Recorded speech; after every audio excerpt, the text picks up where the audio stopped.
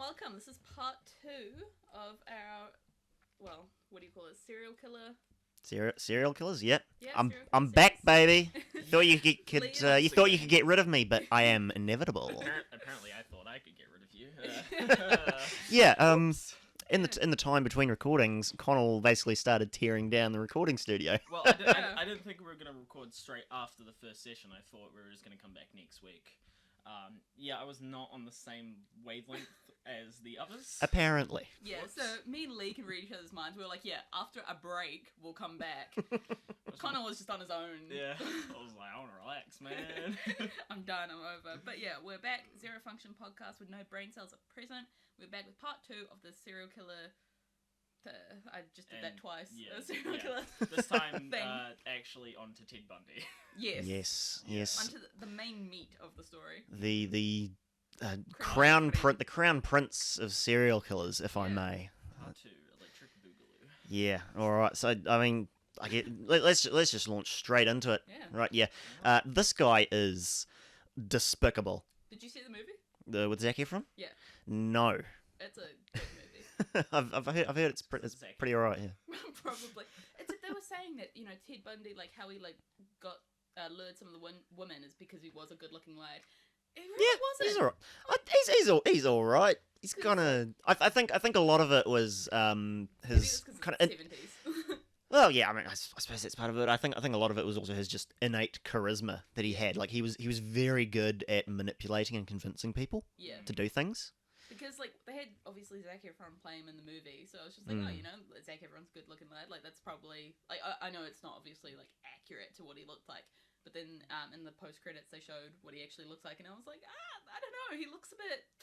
I mean, I suppose it depends which picture you're looking at, because, I mean, I definitely wouldn't call him, unattractive. Yeah. Like, he's a pretty good-looking dude, but, yeah, not what you'd think I of. just don't know what he looks like. He's like the... Here, let me... He's like the third Hemsworth brother. Like... I don't know. He's still good-looking in his own right, but when you look at, like, the other two, you're a bit like... There's a third Hemsworth. I didn't know there was a third one.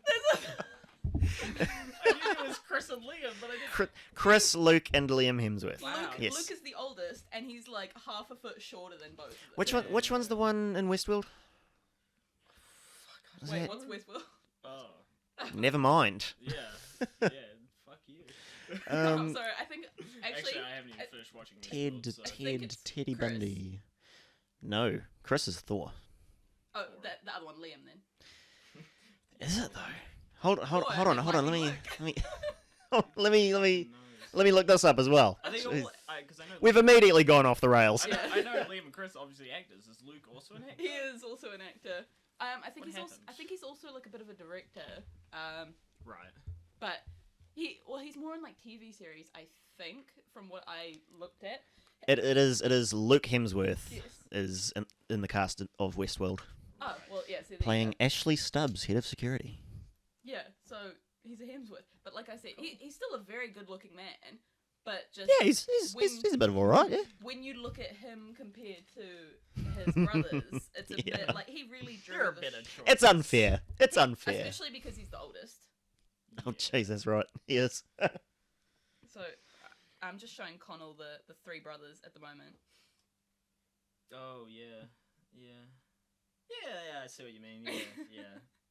Yikes. He just looks more Aussie. to be Honestly, honest. yeah. I see that. Yeah. He just looks like a middle-aged Aussie man who's just like... In that photo, he really looks like the child. Yeah. Or their like cousin. Yeah. And then this is Ted Bundy. Oh, yeah. Yeah. He's alright. He's just a normal looking guy. Oh, there's a you know? different photo I saw of him. He had like a moustache Um. and like just the top The lip pit- moustache. the- Yeah. Actually, yeah, I think Yeah. I've seen that one as well. Yeah. And I was like, Um, I don't know. There he does look like a well, very that- good-looking man. That was him in high school. So, Oh you know. yeah, there I see Yeah. that. Yeah. Yeah, He's alright. Normal man. Speaking of that sort of photo, it's completely irrelevant to the podcast. You know this is audio, right? Yes. This is Videos just for do not run.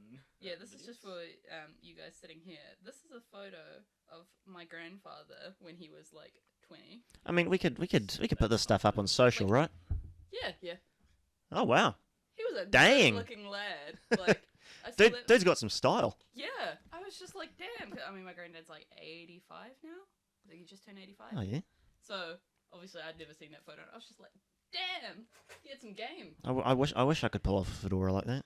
Oh yeah, I he don't, definitely looks like he could be like I some don't sort know of if gangster. anybody could pull off a fedora nowadays, honestly. Oh No no, idea. It's just gone down. no. And a with ditch you don't want to go down. and with the pencil mustache, yeah, no, definitely not.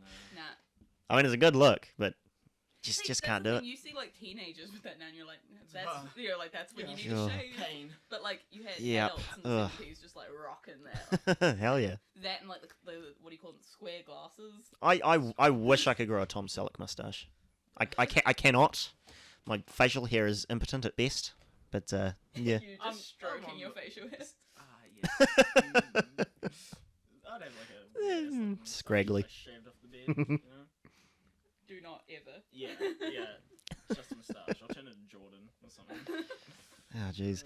Theodore Robert Bundy. Yes. Yes. Actual name. You know, I really wish we had a soundboard. So like after you said something like that, we could have been like, or like put some like dramatic effects. That's in what post is for.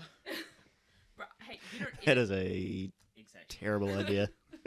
Born November 24th, 1946. This guy, he is just A man. I mean, yes, he is a man. He's one of the most prolific. The legend. He's one of the most prolific serial killers in American history.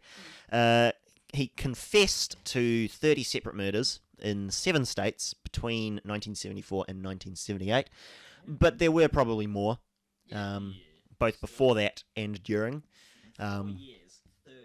Yep. Jesus. Yep. What's the breakdown of that like per year? Well, he had 2 separate sprees. Yeah. Well, 3 if you count Florida. 3 separate sprees where he killed Nobody counts Florida. killed probably about 7 or 8 people in each. Yeah. Yeah, that Florida's break- like that one thing when you see about news 30. articles from that, you're like, Florida. Well, it has to do with the laws around reporting on crime in that state. Yeah. They're different to the rest of the country. So, Oh. Florida's just whack. yeah, so the media doesn't have to wait for all the legal proceedings to take place before they can report on it. They can just get the records straight from the police department or Oh, damn. court system or whatever. Yeah, which is why you hear so many nutso stories coming out of Yeah. Florida is because they can report on them immediately. Yeah. Yeah. Damn. That makes a lot of sense. Yeah, now I'm like, The more you know. see, soundboard. Just get the do do do do little star effect. Yeah. We'll start saving. Um, We'll start saving some camera first. Yeah, this guy was a textbook psychopath. Yeah, obviously, as we were saying, and we can post some pictures on social of this guy. He's not unattractive, but just kind of an average-looking dude, but master manipulator. Was just able to get people to do things for him. Oddly Really. enough, he does have like a relatively kind face. Like he looks like he could be your like soccer coach or something. Like this is someone that you would like. Yeah, and I mean, look at this. He's just kind of like a He's just a man. normal guy. Yeah. Yeah, He like looks he if could that be a guy. teacher or something. Yeah. Like, if that guy approached me with his arm in a cast and asked me to help him carry some books to his car, Yeah. I'd probably do it. That was a weirdly specific. It was, wasn't it? Maybe not with that smile. You know. Well, Hey. well, yeah. I mean, Yeah. that was one of his techniques that he used to entrap his victims. Was he would often feign injury or disability, get them to help them with something. A few times he posed as an authority figure, mostly cops, police officers, and generally he would knock out his victims once he got them in the car, or whatever. He would knock them out, drive them to a secluded space, strangle them, often sexually abuse the bodies, and then didn't usually bury them. He would often return to the scene to do things, which I'll elaborate on later. And It's a very, very sick puppy. yeah, Did he go for like a specific gender, or did he just? It was pretty much exclusively women. Right. I think he only, if he did murder a man, I think it's when they were like getting too close to. Whoever. I actually don't think he murdered any men. I mean, we may get to that later. I've kind of like I haven't. Making this up, but I feel like there was like a cop or something that was like, unless he probably just like.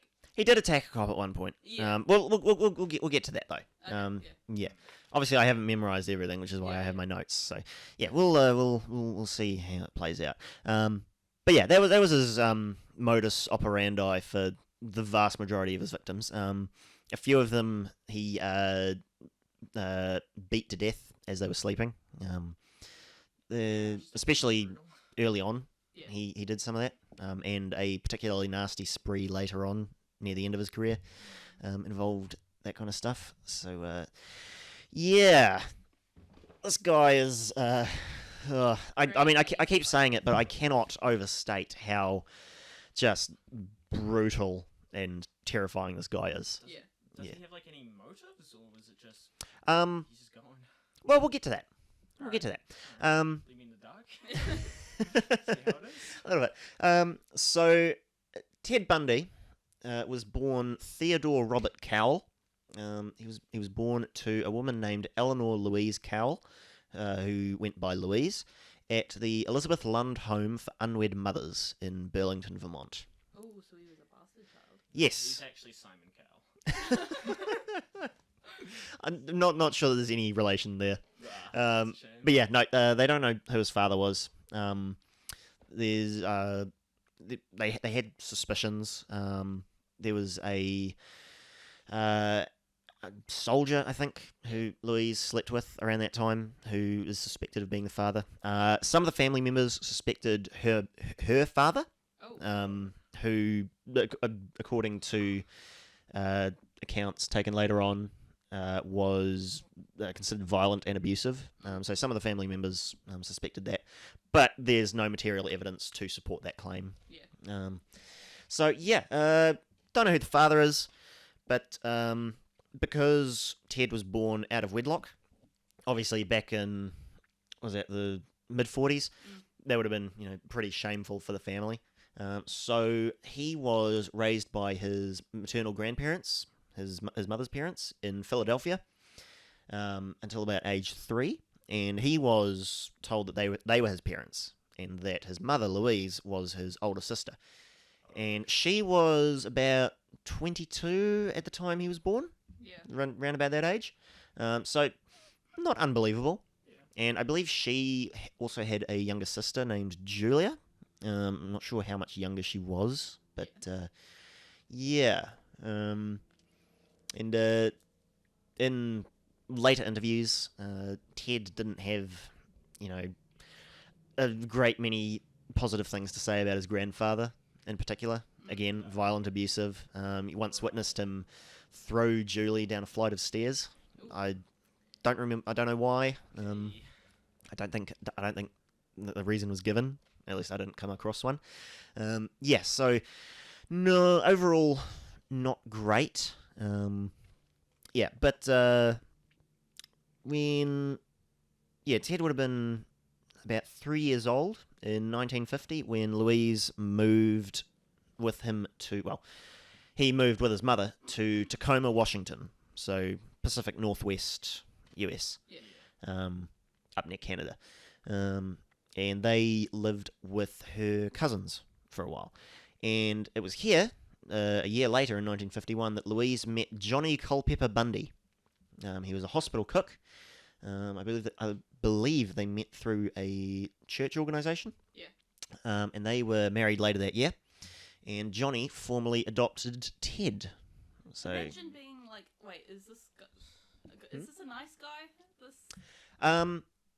Yeah, by all accounts, yeah, Johnny was he was fine. So there was a lack of a father, then an abusive father, and then a new father.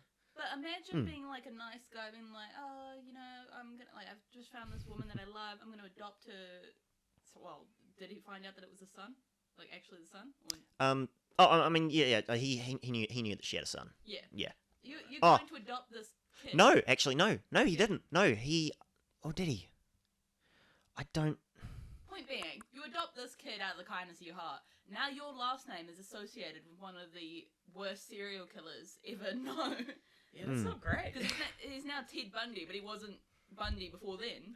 Welcome Yeah, to the family. Well, it's not actually clear. I mean, I assume Louise told him the truth once she got to know him, Yeah. because Ted didn't actually find out, about. He didn't actually find out that Louise was his mother and not his sister until later in life. He would have been about 23, they reckon. Damn. Really? Yeah, and we'll get to that later on as we go through his. I'm just imagining finding out that your older sister is actually your mother. Like you look at them totally different. Fun fact: Jack Nicholson. Yeah. Yep, the actor. He was raised by his grandparents and told that his mother was his sister. Damn. Yeah, because Same scenario. Or? yeah, well, he would have been born probably around the same time, out of wedlock, and yeah, because it was again it was a shameful thing back in those days. The more you know. Yeah, so I guess it's like you're in the middle of war, coming out of war, so it's like it's not Yeah. exactly stable times. Yeah. I feel like that would be quite common as well, though. Like with um, soldiers, and then they either die or leave or whatever. I mean, it probably happened at least a few times with Yeah. non-famous people. yeah. But so Jack Nicholson, raised by his grandparents, Damn. told his mother was his sister, same as Ted Bundy. Didn't turn out to be a serial killer, obviously. Thankfully. Or maybe he What a is. plot twist! Like right before he dies, he's like, "By the way, It was me. It wasn't Ted. Jeez. I'm the Zodiac killer." Oh. Oh dear. Well, I mean, he did do a pretty good job as the Joker, so you never know. No, there will be no unfounded allegations on this podcast. Especially. Nicholson, if you're ever watching, we love you. I'm sorry. Oh boy. Yeah. So whether or not Johnny knew that Ted was Louise's son, I mean he probably did. Yeah. But in any case, he formally adopted Ted in late 1951. Ted would have been about he would have been 4 or 5 years old. Yeah. November. Yeah. Somewhere around that age. Yeah, and Louise and Johnny had 4 children after they married. Yeah. So Ted had 4 half siblings, and Johnny, he tried to involve Ted in family activities, camping, sports, that kind of thing.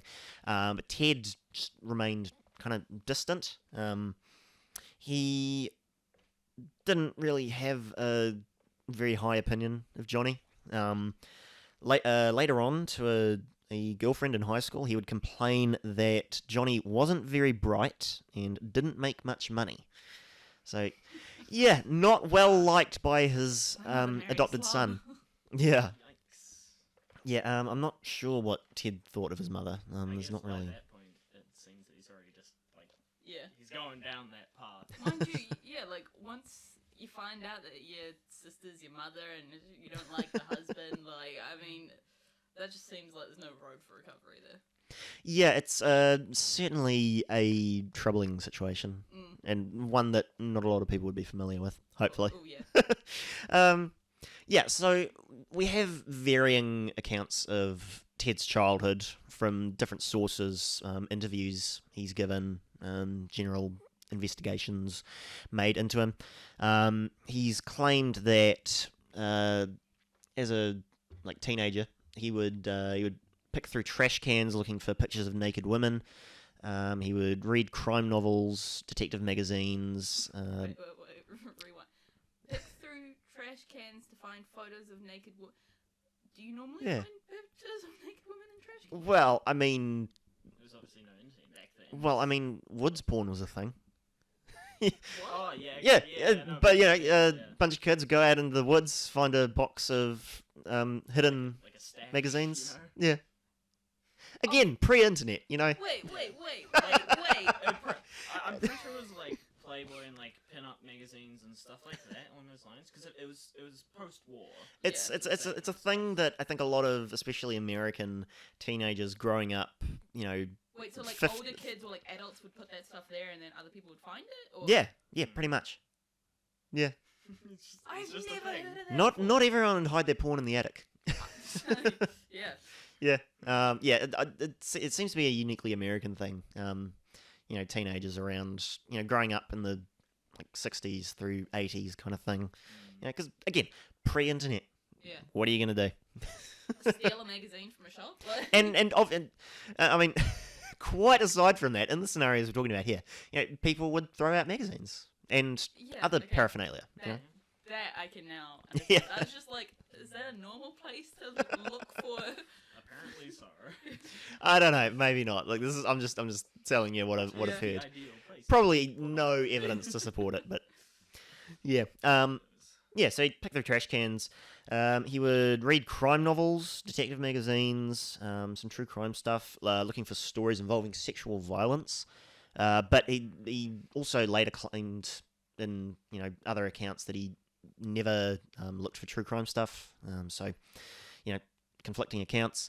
Yeah. He claimed he would get drunk and, quote, canvass the community for open windows with curtains open, so that he could watch women undressing or whatever could be seen, in his words. Yeah. So already was seeing, he's kind of a deviant. What age? Like high school? Doing that kind of stuff? I would imagine so. Yeah, probably young adolescence through high school kind of age. Yeah. Socially, he's in interviews he's claimed that he chose to be alone and that he didn't know what made people want to be friends and didn't know what underlay social interactions. That's paraphrasing direct quotes from him. But classmates from Woodrow Wilson High School described him as being well known and well liked. So, yeah, I guess Maybe he had like an affront, like a facade. Or something? Yeah, like Different personalities. Yeah, internally, he probably he just couldn't figure out what people liked, how to get into social situations, how to navigate that. But he was like able to fake it. Well, Yeah. The whole sociopath thing, like not having Yeah. empathy and whatever. He's just Exactly. Like, that's what people do. I'm Yeah, just, just gonna doesn't do understand that. people. Yeah. He was arrested twice on suspicion of burglary and auto theft while in high school. But once he turned 18, those charges were expunged from his criminal record. That's just a customary thing in Washington state law. Really? Yeah.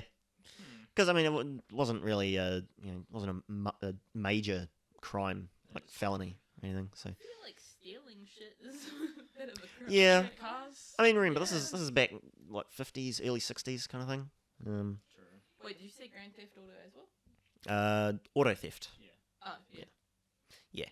So, I don't actually know what the difference between auto theft and Grand Theft Auto is. Back then, though. I don't know. Or decently expensive, at least. It's possible. Yeah, I don't know. I just know. I have what's in my notes. You read the notes. Yeah, pretty much. Yeah. So he graduated from high school in 1965 and went on to attend the University of Puget Sound for 1 year before he transferred to the University of Washington to study Chinese, of all things. And in 1967 he entered a relationship with a classmate who has several names depending on what biography or account you're reading. But the most common one used is Stephanie Brooks, so that's what I'm going to refer to her as. Yep. He dropped out of high school in 1968 and worked a series of minimum wage jobs. Wait, dropped out of high school or uni? University. What did I say? High school. Did I? was like, he dropped Okay. out of high school and Yeah. went to uni? No.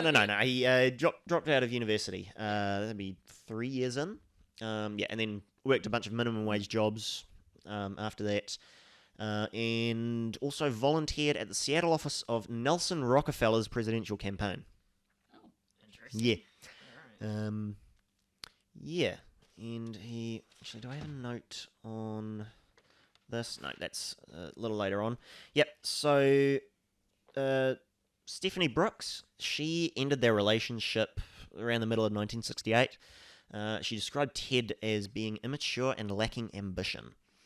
And psychiatrist Dorothy Lewis believes this to be probably the pivotal time in his development. So she, in looking back on the case notes, has said this probably had a pretty formative effect on Ted, on his psyche. Well, yeah, because at this age he's like probably what, like 25 maybe. Yeah, 68. Yeah.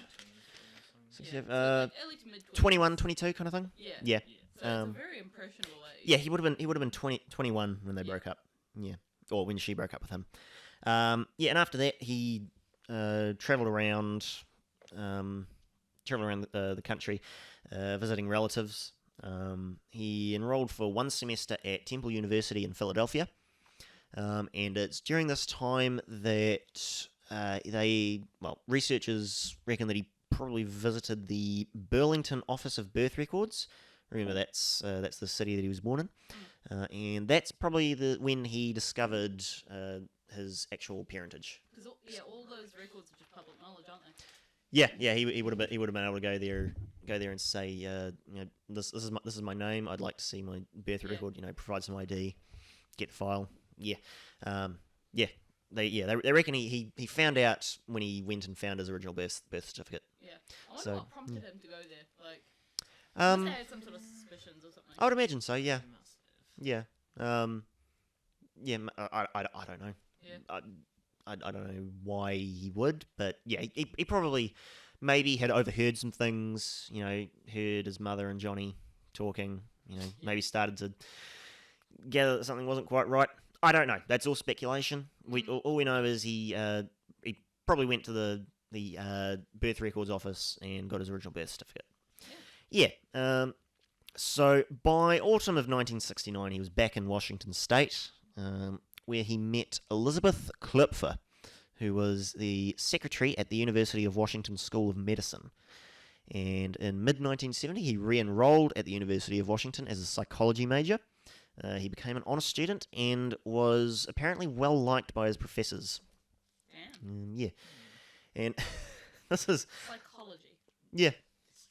It's very ironic. Yeah, I was just like, Well, I'll tell you what else is ironic. In 1971, he started working at Seattle's Suicide Hotline Crisis Center. Oh, good God. Yeah. One of his co-workers there was a former police officer named Ann Boone, who would be one of the lead investigators later on, after he was caught. Yeah.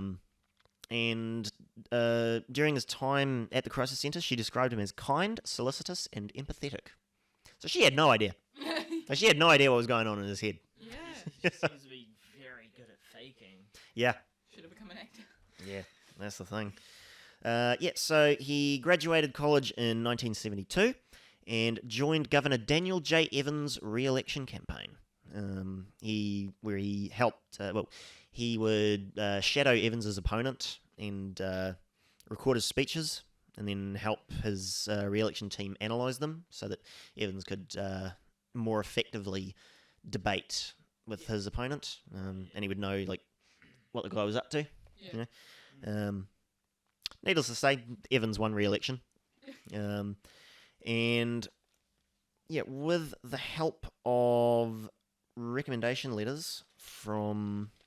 Was that it? Yes. With the help of recommendation letters from Evans and his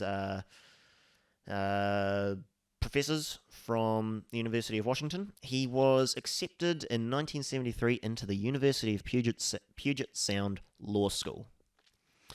Yeah. Really done a lot of uni. Oh, yeah. And Yeah. I think I remember in the Smart movie, cookie. he was his own lawyer Mm. in the case. Yeah. In one of the cases, he was his own lawyer. Yep, and we will get into that because Yeah. that's a whole interesting thing. But by early 1974, he was skipping classes and he'd stopped attending altogether by April. And this was around the time that women were starting to disappear around the Pacific Northwest. Damn. So now we get into his actual period of criminal activity. Yeah. Well, murderous Big activity. Bundy. Yeah. So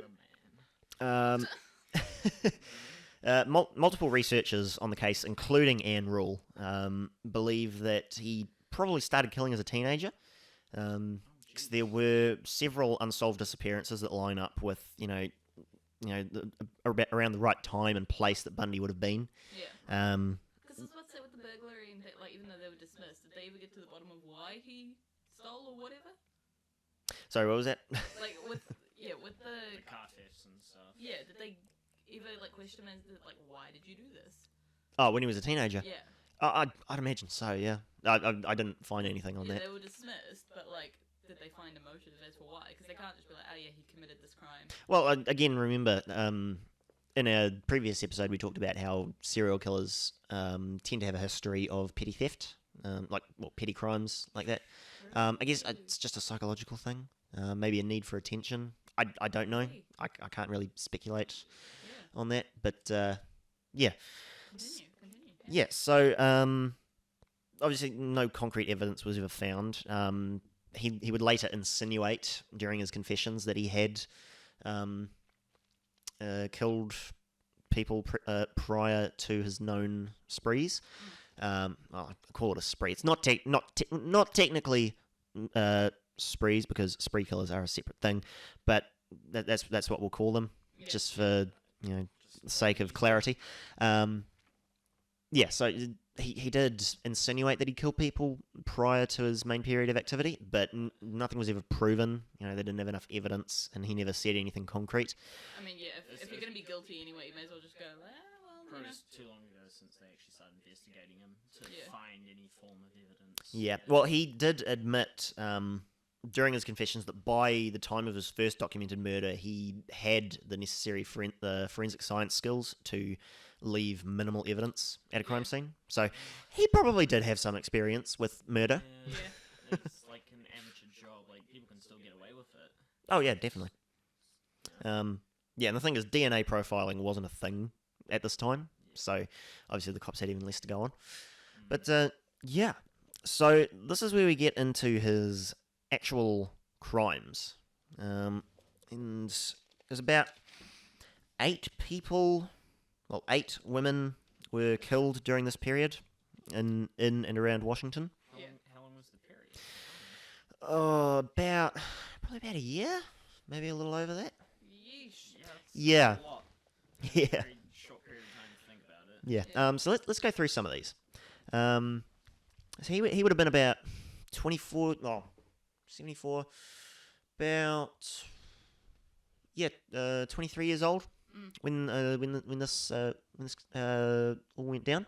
So on January 4th, 1974, just after midnight, Bundy entered 18-year-old Karen Sparks' basement apartment, beat her unconscious with a metal rod from her bed frame, sexually assaulted her with the rod. It's disputed whether it was the rod or a metal speculum. And basically left her there. She survived, but suffered from permanent physical and mental disabilities afterwards. So, technically not a murder, I guess. So it doesn't really count. But yeah, it is still pretty fucking horrific. She couldn't identify him or anything. No, because it would have been. Can you imagine being asleep and then getting just beaten? Yeah, I don't think she had any opportunity to attempt to get a good look at him. She was asleep. Yeah, it sounds pretty grim, but I feel like if I was in that situation, I'd rather just die. Like, could you imagine fair enough. Yeah. That'd be horrific. Yeah, so that's just a taste of what's to come. It gets worse. Yeah. On the early morning of February 1st, he broke into Linda Ann Healy's room, beat her unconscious, and carried her away. Obviously, she was never seen again. About a year later, in 1975, her skull was located on Taylor Mountain, southeast of Issaquah City, which was kind of like a satellite city of Seattle. Yeah. It was a popular hiking kind of area. Yeah. Bundy would hike there fairly often. So obviously, Hiking with a body? Like, yeah. That seems like a bit of a workout. Well, I mean, he would hike there like just normally, and then use the area as a dumping ground. Damn. Yeah.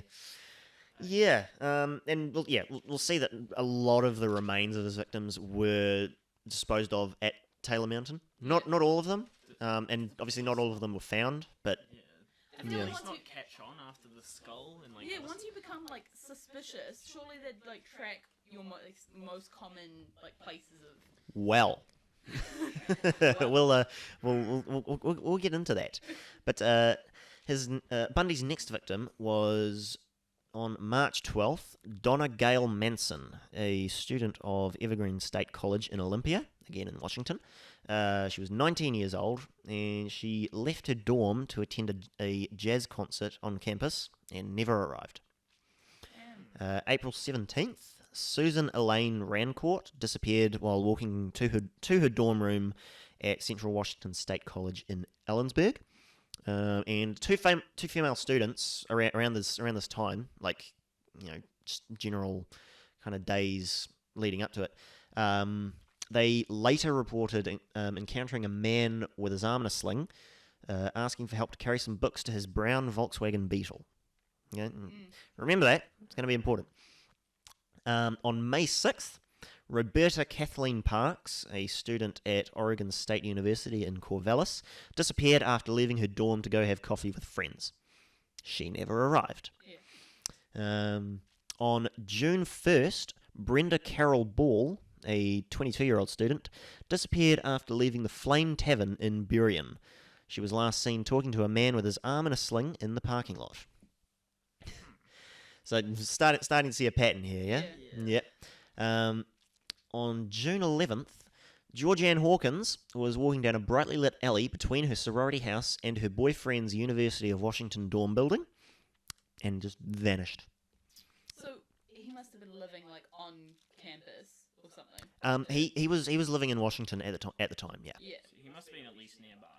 Because all of these girls are university students, and Yeah. so he must have been able to track like, oh, they're leaving their dorms. Or maybe he was just going after like a specific age type. Yeah, honestly. yeah. Well, Like we'll a hunting ground. we'll see that, yeah. But yeah, the cops found nothing, but witnesses reported seeing a man on crutches hanging around the dorm, and one of these witnesses was asked to help him carry a briefcase to his brown Volkswagen Beetle. Bundy later confessed that he knocked Hawkins out with a crowbar, handcuffed her, drove her to Issaquah, strangled her, and spent the night with the body. Yeah. It's in the movie, and it's horrific. Yeah. And here's the other thing, right? The next morning, he returned to the alley during the police investigation. So there's cops everywhere. He had left Hawkins' earrings and one of her shoes in the parking lot, like next to the dorm building. He was able to pick them up and just leave, undetected. Cops didn't see him, didn't notice anything, never picked up on it. What? Yeah. And that Bad police work. Yeah, earrings and like shouldn't that place be like cordoned off, like you crawling with would cops? think so, but again, remember this is mid-70s, you know. And at the time, they didn't know it was a murder investigation. I guess. They were Yeah, just like, exactly. it's a missing person. Yeah, pretty much. Yeah, so also during this time, Bundy was working in Olympia, which is a city in Washington. It's near Seattle. But he was working as the assistant director of the Seattle Crime Prevention Advisory Commission. So this guy was pretty much like set not to fail. Like he had all the tools he needed to get away with it. Pretty much. And while he was there, he wrote a pamphlet on rape prevention for women. Oh my! Yeah. Oh. That is so bad. Yeah. Like I guess it's. I don't want to say it's smart, but I guess it's smart to cover your tracks because like he seems like this guy to like that's providing all this help for women. Yeah. But, like. Yeah, well, that's he's what... basically going, oh, this is what I did, so if you don't want me to get you, do this stuff. Yeah, well, that's part of why they didn't suspect him yet. Yeah. Yeah. But it gets worse once more because Once again. because he later worked at the Department of Emergency Services, which was a state government agency that was involved in the search for the missing women. Oh my He gosh. worked for the place. He worked there, yeah. How? I don't know. Like, I no don't know, man. suspicions at all. Could you Nope. imagine going to like your own crime scene, being like, wow, I wonder how that happened. Yeah. Oh, that's weird. Pretty much, man, yeah. that's I mean, they're crazy. not suspicious of him yet. Yeah. Yeah. But while he was at the DES, he met and dated a woman named Carol Ann Boone. Is that the And one that's in the movie? I think so. probably, yeah, because she was basically with him through until the end, like Yeah. until his execution. But yeah, so he, and again at this time he's also dating Elizabeth Clifford, so he's now got 2 women on the go. Oh. Yeah. So yeah, kind of. 2 women. Multiple other things. Yeah. So. I was wondering where you were going with that. I was like, Yeah. So yeah, the police have been starting to receive, more eyewitness accounts. They're getting a clearer description of the kidnapper and starting to piece together that maybe this was all one guy. And they're noting similarities between the victims because pretty much all of them were young, attractive college students, white women, with long hair parted in the middle. So he's going for a specific type. you got a type. Yeah. And that's something that'll come up a bit later as well. But on July 14th, 2 women were abducted in broad daylight from a beach at Lake Sammamish. Sorry, freaking Americans, man. Lake Sammamish. Oh god. No, that's not right either.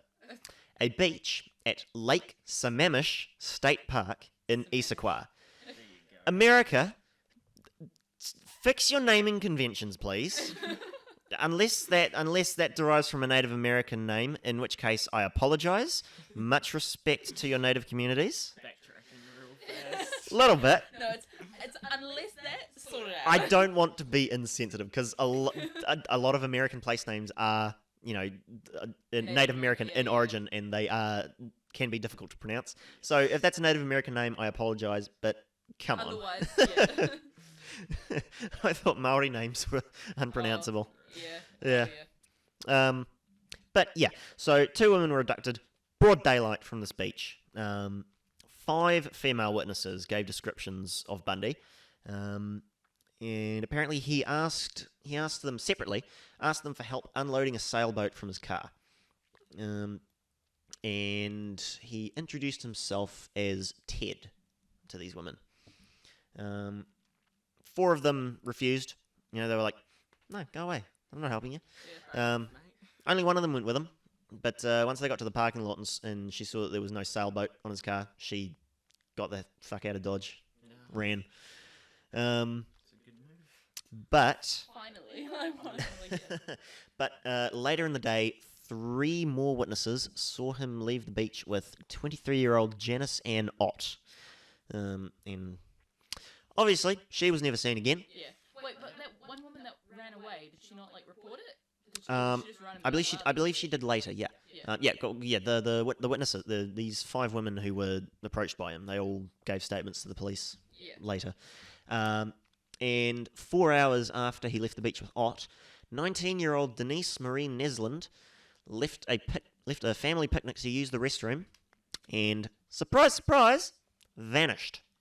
Damn. That's a very short period of time. Yeah. 4 hours. Yep. 2 women in one day. And before that, these women had been disappearing at a rate of roughly 1 per month. Yeah. So yeah, this is kind of like the end of his first spree of killings. Yeah. Yeah.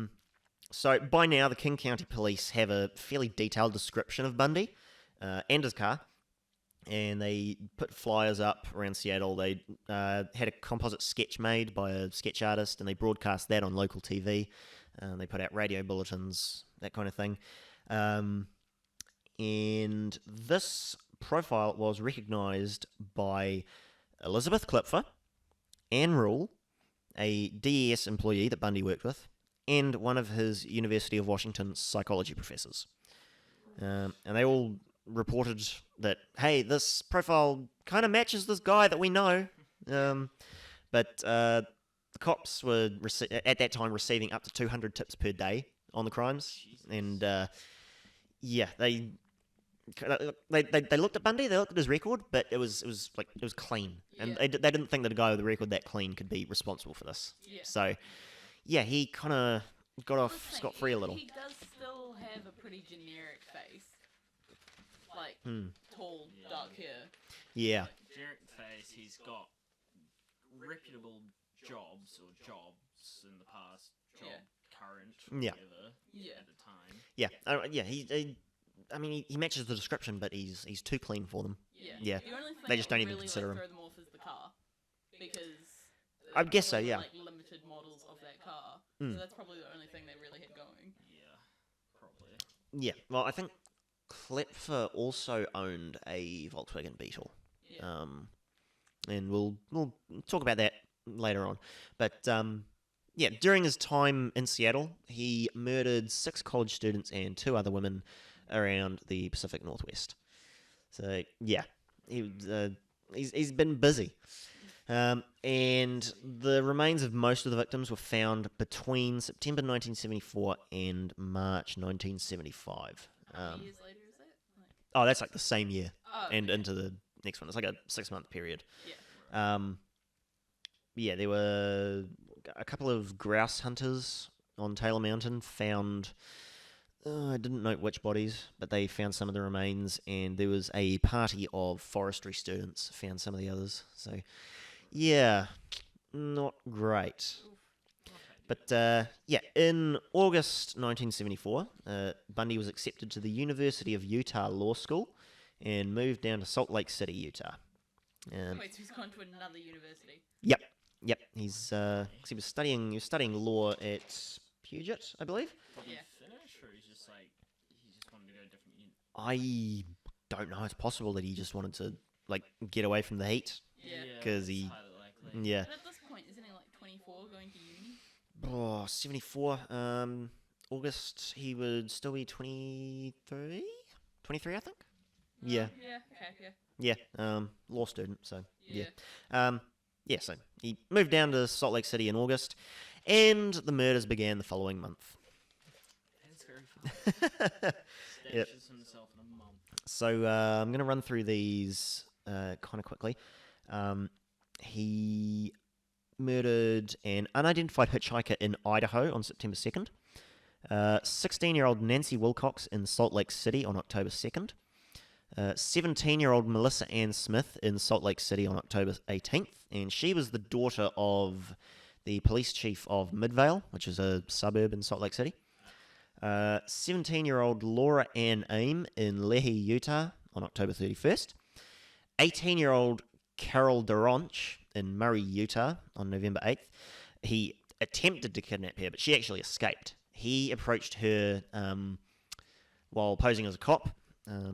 I believe he used the name Officer Roseland and told her, hey, someone's tried to break into your car. You need to come with me down to the police station. Yeah, basically got her into his car and started driving to wherever it was he was taking the bodies at this time. I don't actually know. Police cars? Yeah, she got in a Volkswagen. Yeah, you got to remember, this is the mid-70s. You know, people are a lot more trusting than they were. And also, she's 18, you know, so probably not,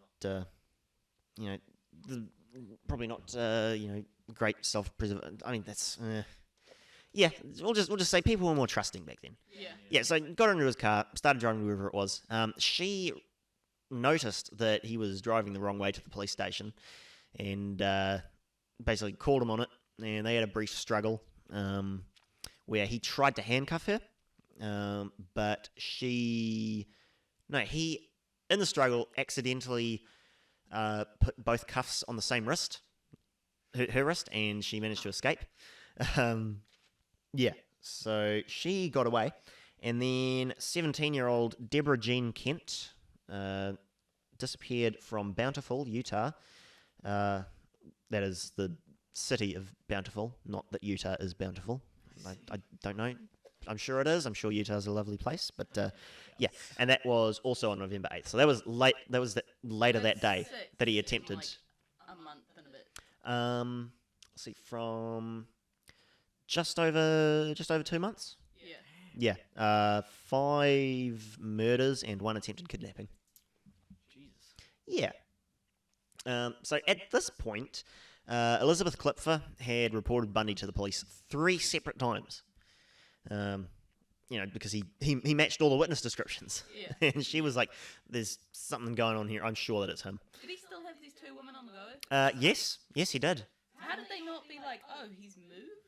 That's kind of weird. Yeah, it's odd. Yeah, honestly, I don't know. I guess he was just, so charming and whatever that they just didn't ask questions. Yeah, especially, like, where did the first one live? Clifford was, I'm pretty sure they were both, I think Clifford was in Seattle, Yeah. and Boone was in Olympia, I believe. Okay, I don't know where in, like, America Seattle is, but I'm assuming, because I know Utah's, like, at the top on the west.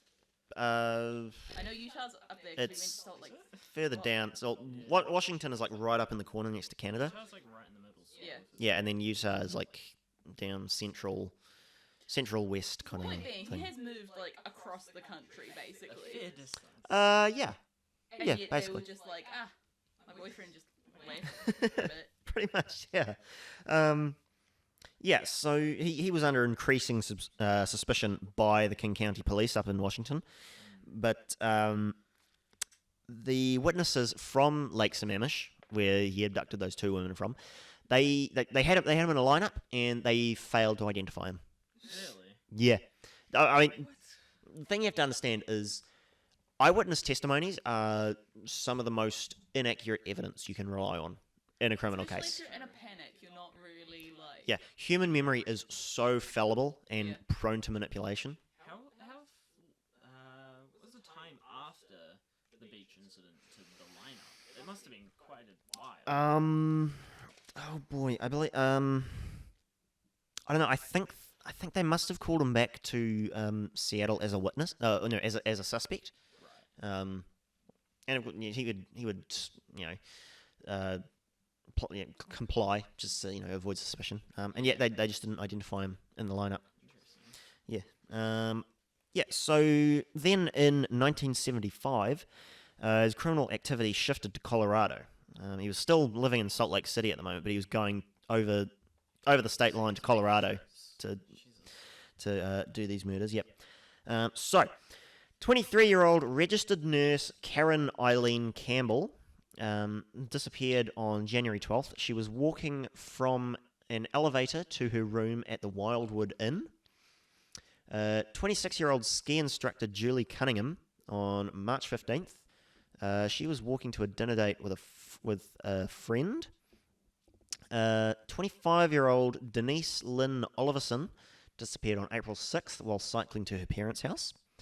And 12-year-old Lynette Dawn Culver disappeared from Alameda Junior High School on May 6th. Not a child.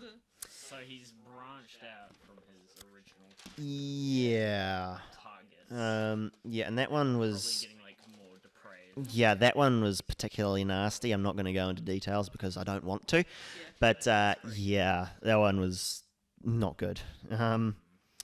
Yeah, so in mid-May, so not long after these 4 murders wrapped up, 3 of his Department of Emergency Services co-workers, including Carol Boone, they visited him in Salt Lake City and stayed at his apartment for a week. After that, pretty soon after that, Bundy went up to Seattle to spend a week with Clifford, where they discussed getting married.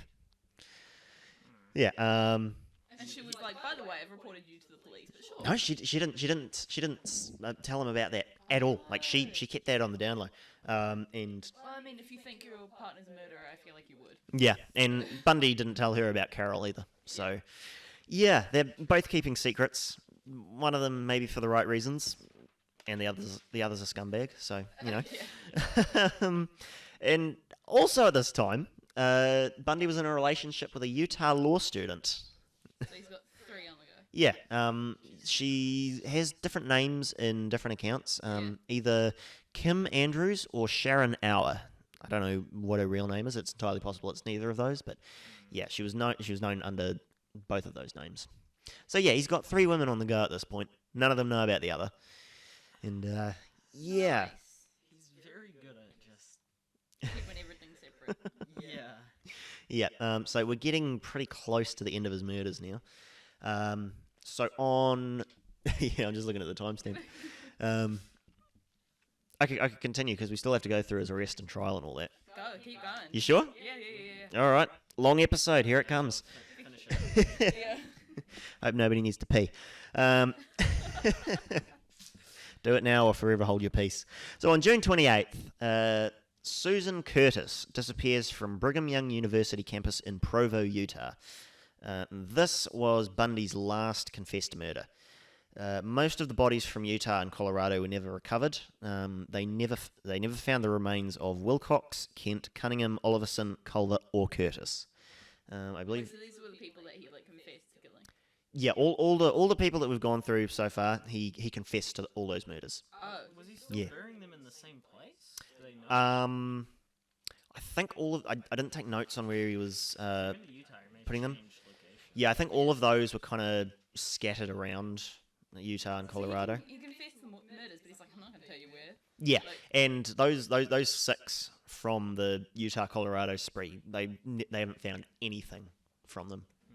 The others, I think they did find at least partial remains. Yeah. But yeah, those 6, nada, never found. That's so sad. Like, especially just for the families. Like, you want something to bury or whatever. Like, It's possible because it's in the middle of the country. Like law enforcement may not have been as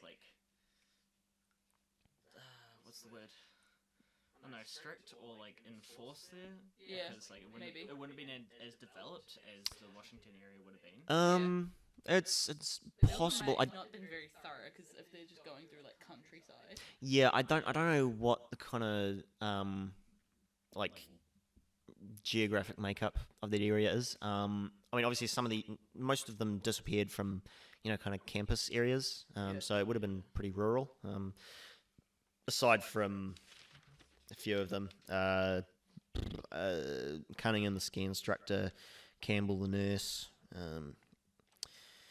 Yeah, ones like that. Yeah. The hitchhiker. Yeah. So, yeah, I don't know. I think most of them were taken from urban areas, but yeah, I don't know. I didn't take thorough enough notes on that, really. Yeah, so at this point, the police back in Washington, they were still struggling to analyse all the data from his Pacific Northwest murders. That was that first spree that he went on up in Washington. So what they did was, in a pretty innovative move at the time, they used the King County payroll computer to automate the data analysis. This thing was considered primitive even by 70s standards, but it was the only one they had available. Yeah. So what they did was they input lists of basically different information.